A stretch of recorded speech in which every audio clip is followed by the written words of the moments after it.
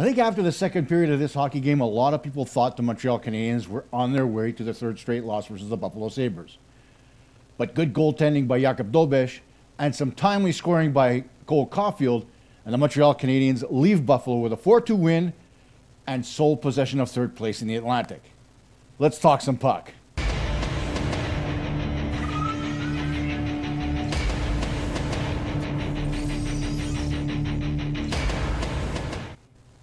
Hey gang, happy Saturday night. Welcome to another edition of PuckTalk Montreal. I'm of course Coach Xhekaj, and I gotta say that the second period scared the absolute crap out of me because I sat there saying, oh no, not again.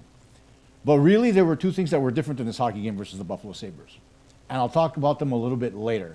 But as always, let's make sure to get to those highlights. And the highlights started at about 11:20 of the first period. The Montreal Canadiens scoring on the power play from that spot I call the bumper. And once again, it's Juraj Slafkovský with his 21st of the year off a nice feed from Nick Suzuki, who gets a return pass here from Cole Caufield in the corner, flips a nice one to Slafkovský, and he claps it into the top corner over Lyon to make it 1-0 Montreal. Here it is again. Watch this. Drop down. Suzuki, Slav, boom. And the key part to that goal is the fact that Slafkovský lifts up his stick before the expected pass to make sure he doesn't get tied up by Benson in front. Smart play by Slafkovský. Now we move on to the second period, where the wheels on the bus started coming off a little bit for the Montreal Canadiens. And it scared the daylights out of a lot of people. Again, we saw the Canadiens, long shifts, getting into trouble. And here on this first goal by Owen Power, they actually have an extra man because there's a delayed penalty. And the Sabres are in the zone for an extended period of time. Power ends up wide open in the slot eventually, as Jake Evans drops down a little too low. Power right there, rips it home, his fourth on the season, and that makes it 1-1. Here it is. Nothing that really Jakub Dobes could do there. It is what it is. Then you move on to late in the second period, where this time it's Noah Ostlund scoring on the power play from a very similar spot to Owen Power. The only difference on this goal is that previous to the shot by Ostlund, Dobes had already made a save, backed up into his crease, not giving him enough time. Here's the save. He backs up in his crease. The puck comes right back out.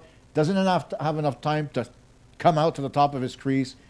And Ostlund puts it home, giving the Sabres a 2-1 lead. It was a one-timer. Again, not much that the Montreal goaltender could do.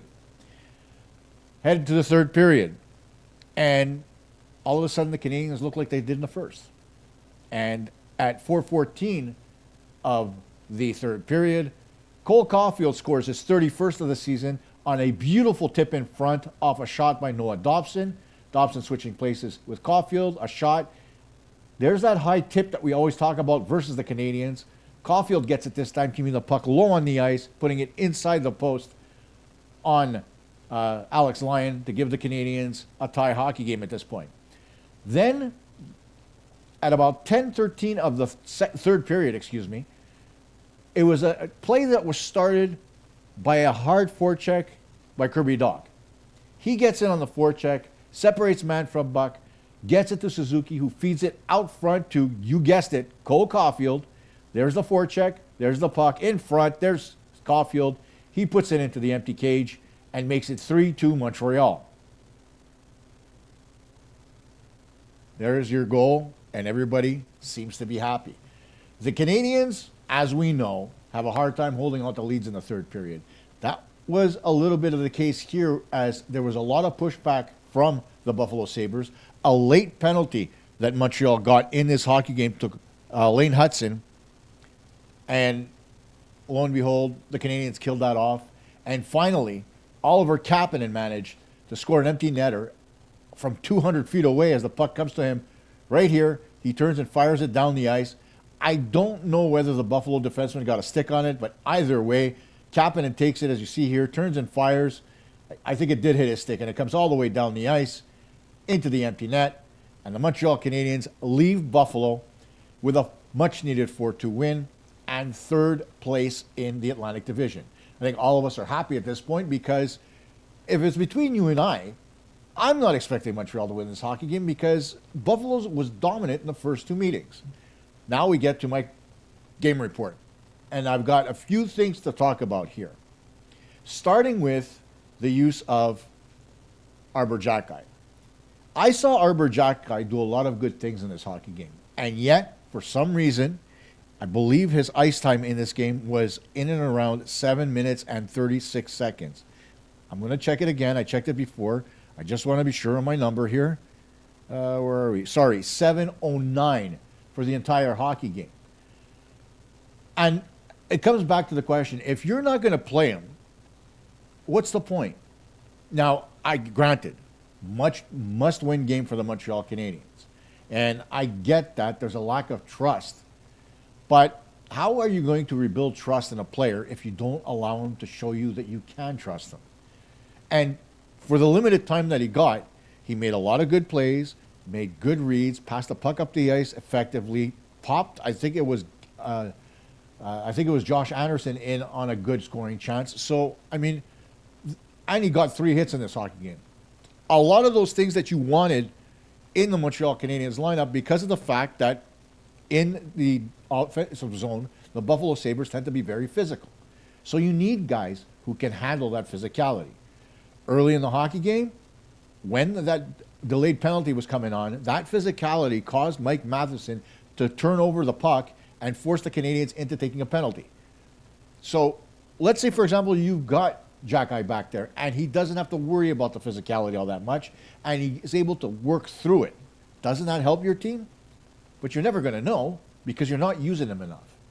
So I think it's time that Marty St. Louis sits down with Stéphane Robida and tells him, listen, Steph, I know we need to win hockey games here, and I know we wanted to win this one against Buffalo, but you can't play the kid only 7 minutes in a hockey game because if we need him, if there's an injury, he's not going to be good enough. He's not going to be ready. And that's the biggest issue, too. Is say, for example, somebody goes down. Last game we saw Caden Goalie go to the locker room, and it looked like he was done, right? Luckily, he came back. But could you imagine in that hockey game, right, because Goalie was out for a few minutes, Xhekaj played 13-plus minutes and still looked the same. Nothing changed. So I thought he had proved himself a little bit in the fact that he brought value to his team by filling in for Caden Goalie when he got hurt. Lo and behold, you move forward to the Buffalo game, a team that is nowhere near as skilled as the Colorado Avalanche, and you don't trust them again. And that's where I have difficulty here. And it's not Marty. It can't be. This is a choice made by Stéphane Robida. I'm convinced of this, okay? And I don't know why this is happening. I understand that Xhekaj is a number 6 defenseman, right? I understand he doesn't have an abundance of value to the team other than the fact that he can be physical and drop the mitts when the Canadiens need it. And I think what's happening, and you could correct me if you think I'm wrong here, but I think in games where the physicality or the possibility of fighting isn't necessarily at the forefront, I think the Montreal Canadiens are pulling back on Xhekaj's time on ice. If there was a game where we knew that somebody, let's say like in Ottawa, McDermott would be out there looking to start a scrap, and to avoid him running rampant over everybody else that's on the ice, you would have Xhekaj out there as a deterrent. But you can't base a guy's entire career on being a physical deterrent, can you? Because the kid can play. He's proven it in the past, and if you let him, he could prove it again. But let him.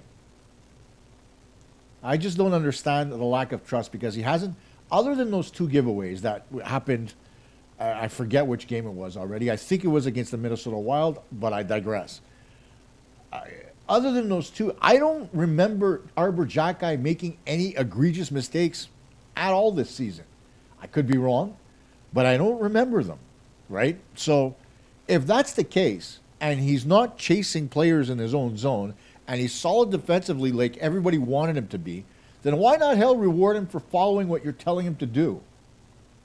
And that's where I have difficulty, honestly, because if you're going to do that to somebody like Xhekaj, moving forward, are you going to do that with somebody like, let's say, David Reinbacher or Adam Engstrom? I think they already showed that they did do it with Engstrom, and that's the whole reason why he went back to the American Hockey League. Because they weren't playing him, putting him in the lineup, and 2, when he was in the lineup, his ice time was limited, despite the fact that he's a very good defenseman. I could bring value to your team. There has to be a certain period of time where you have to trust these guys. Now I know early in the rebuild, when the team was fully in development mode and they were developing at the NHL level, knowing that they were going to lose hockey games, I honestly thought that, okay, the Canadiens would learn that, hey, if we let players learn from their mistakes, they'll be better for it. I get the part that the Canadiens want to move forward now and they're in a different phase of the rebuild completely. But you still can't take away that teaching tool, because if you do, then your defensemen are not going to learn from those mistakes. Instead, they're going to end up in the press box eating hot dogs and wondering, how am I going to correct this or show the team that I can correct this if they're not giving me a chance to do so? And I think that's where there has to be a certain level of communication. There may be. Maybe they're talking to Arbor and saying, this is your role, this is how it's going to be, and end of discussion. But I think overall, you need to start giving him a little bit more leash because he's playing a very good brand of hockey. Speaking of good brand of hockey, how about Jakub Dobes? 38 on 40 tonight as far as shots are concerned. Yes, the Sabres hit a couple of goalposts, but solid. At no point in this hockey game did we think that Jakub Dobes was going to give up a banana, and he didn't. He kept the Canadiens in the hockey game when the Sabres were pushing hard in the second, and lo and behold, the Montreal Canadiens were able to stabilize things in the third and come away with a victory. The Sabres, again, outshot the Montreal Canadiens in the second by a 2-1 margin, and that's where the game could have been lost. But Jakub Dobes didn't break. He stayed steady, allowed a couple of goals, both of them with an extra man on the ice. But needless to say that his goaltending in the last 3 games has brought a lot of confidence to the Canadiens, and I think it's a good thing.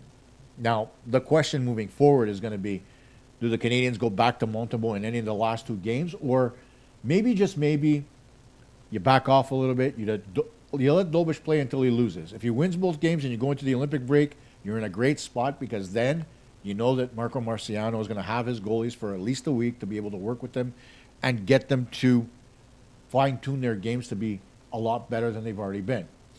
If Marciano proved anything when Montreal went down to the American Hockey League, is that he can get back to fundamentals and get the goaltender doing things the right way. That's what I want to see. I want to see them work on it, but I don't want to put Montreal in a position where he's going to be nervous to be in net, right? I want him to come back with confidence. So a little bit of time with Marciano at the Complex Sports CN in Brossard is going to go a long way towards getting him confident enough to take the mantle again between the pipes. Maybe not as the starter, because right now Jakub Dobes has earned that moniker.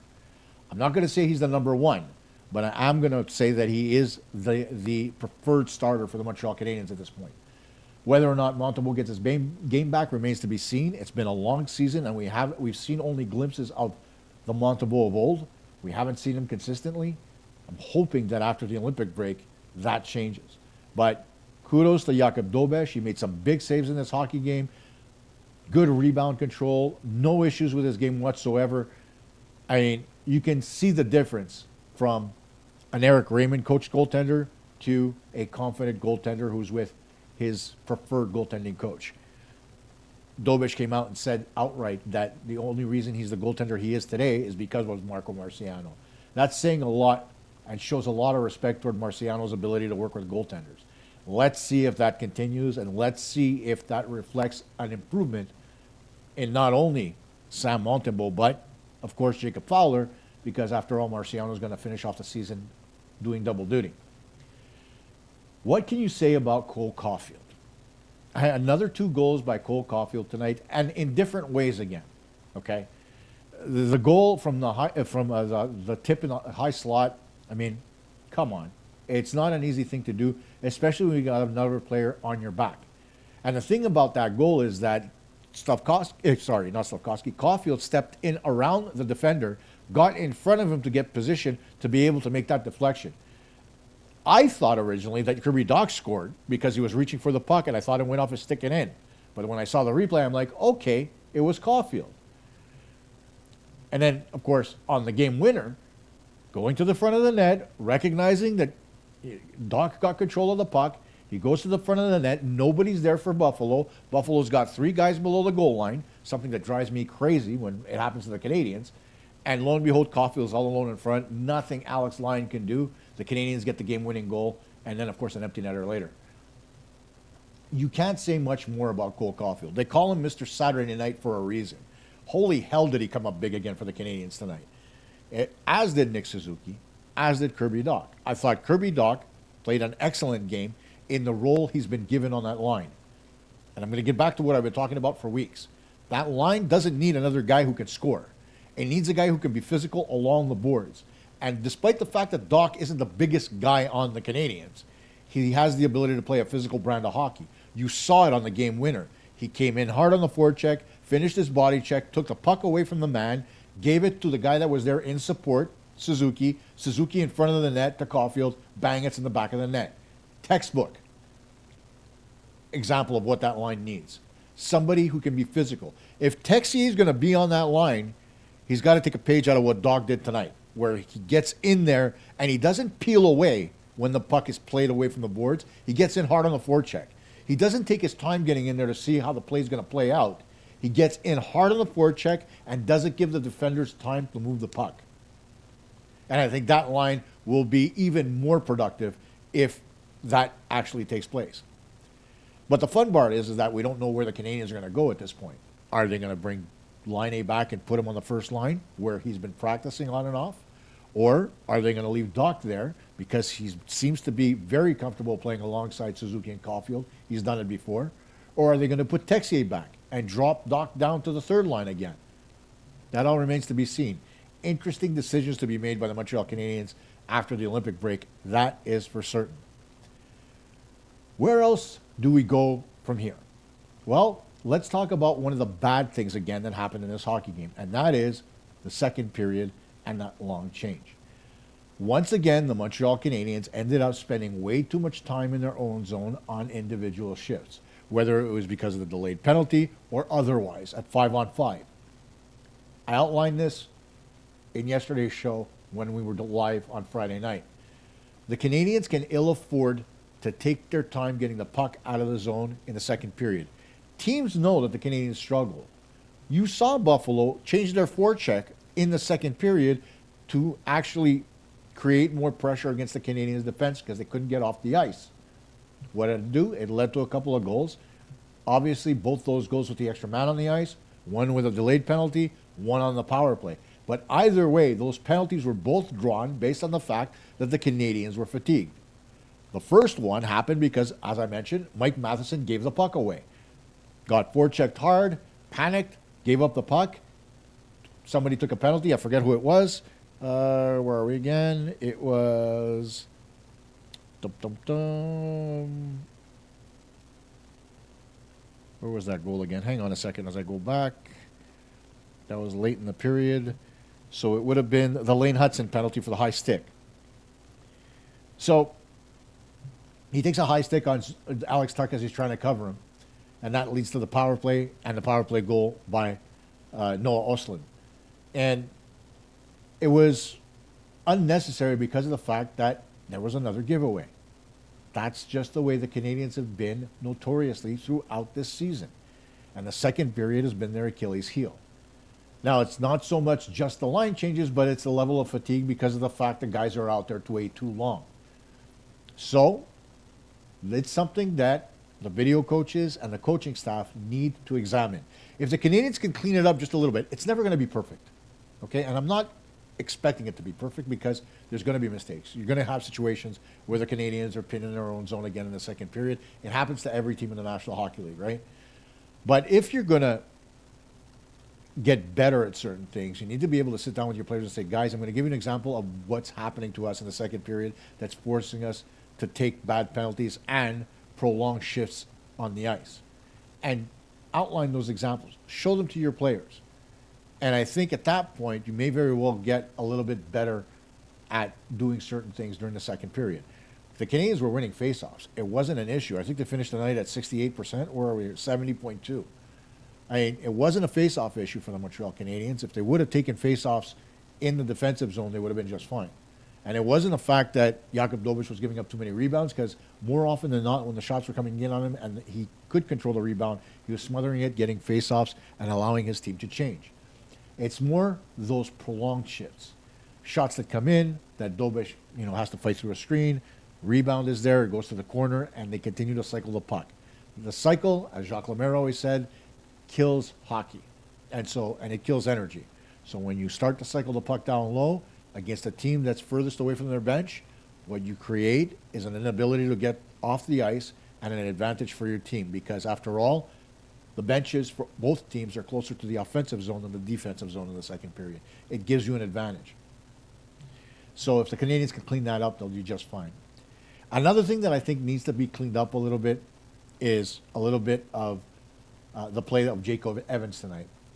While the last couple of games has been really good, against the Sabres tonight, he made a couple of egregious mistakes that cost the Canadiens goals. On the delayed penalty, okay, he was posted below the hash marks towards the net front. The net front was covered by both defensemen. No need to be there.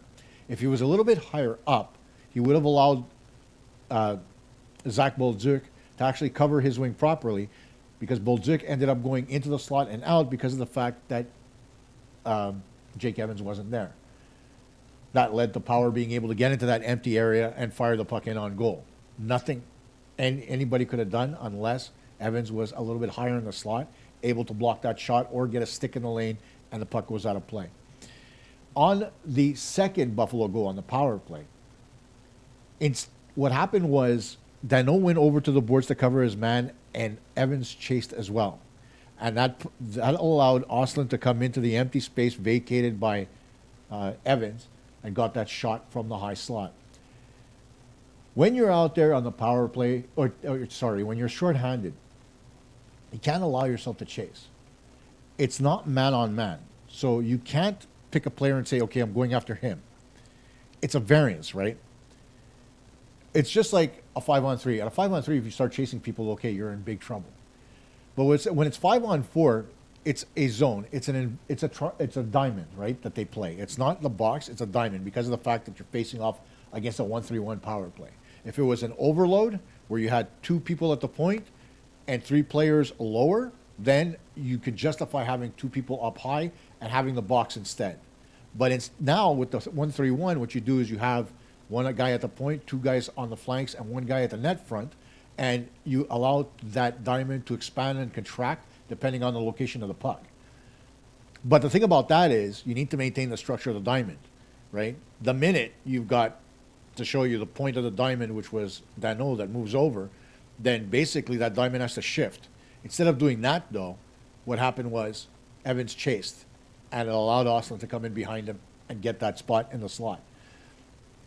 Evans is a defensively sound player, so I have no doubt that he's going to go and look at the video of tonight's 2 goals and say, damn it, I screwed up.